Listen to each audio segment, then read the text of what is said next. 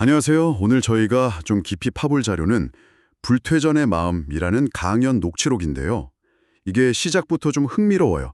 우리가 보통 생각하는 믿음, 절이나 교회 가고 그런 것들이 진짜 답일까 하는 질문을 던지거든요. 네, 그렇죠. 오히려 해답이나 어떤 신성 같은 것이 밖에 있는 게 아니라 바로 당신 안에 있다고. 그리고 우리가 겪는 괴로움도 남 탓, 상황 탓이 아니라 결국 내가 만드는 거다. 이런 주장을 하는 자료입니다. 상당히 도발적인데요. 네, 그래서 오늘 저희의 목표는 이 강연이 말하는 그 내면의 길, 또 진정한 마음의 평화를 찾는 방법에 대한 핵심 통찰을 당신과 함께 좀 자세히 들여다보는 겁니다. 좋습니다. 그럼 한번 시작해보죠. 첫 번째로 이 자료는 그런 형식적인 신앙의 함정을 좀 지적하는 것 같아요.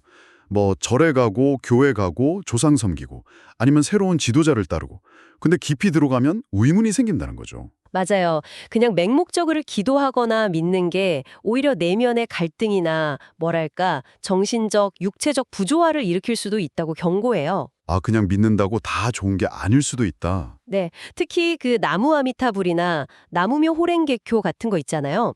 그걸 그냥 외우기만 하는 거.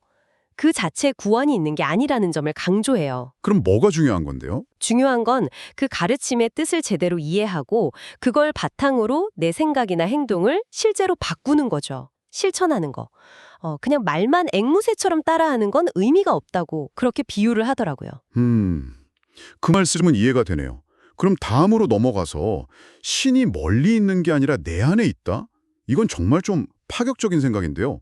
왜 그렇게 본다고 설명하죠? 강연에서는 우리가 원래 신의 자녀, 그러니까 신성을 가지고 태어났는데 이 육체라는 배에 딱 타면서부터 그 오감 있잖아요. 보고, 듣고, 느끼는 거. 거기에 너무 얽매여서 본래의 그 신성을 까맣게 잊어버리고 착각 속에서 산다는 거예요. 아, 오감 때문에 본질을 잊는다.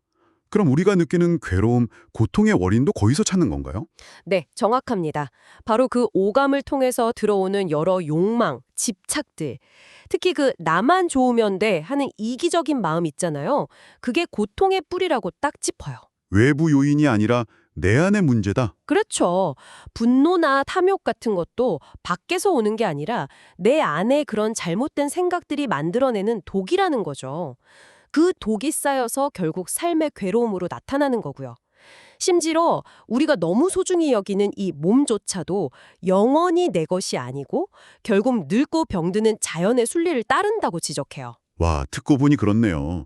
그래서 외부의 힘, 타력보다는 내 안의 힘, 자력으로 이걸 해결해야 한다. 이런 주장으로 이어지는 거군요. 네, 맞습니다. 스스로의 힘으로 내면을 들여다보고 생각과 행동을 바로잡아야 한다는 거죠. 그럼 그 자력이라는 건 구체적으로 뭘까요? 어떻게 힘을 키우죠? 여기서 핵심은 변하지 않는 우주의 법칙을 이해하고 따르는 거라고 해요. 그 법칙이라는 게 뭐랄까 자연의 순리 같은 거예요. 사계절이 오고 가고 태양이 그냥 아무 대가 없이 빛을 주잖아요. 그런 것처럼 대가를 바라지 않는 사랑, 조화, 이게 기본이라는 거죠. 아, 무소득의 사랑과 조화. 네. 그래서 어느 한쪽으로 치우치지 않는 중도의 길을 걸으면서 자기중심적인 생각을 버리고 감사하는 마음으로 조화롭게 사는 것. 그게 우주의 법칙에 순응하는 길이라고 설명합니다. 자료에 나온 그 사업가 이야기에가 딱 맞는 예시 같네요. 일중독이었던 사람이. 아, 네, 맞아요.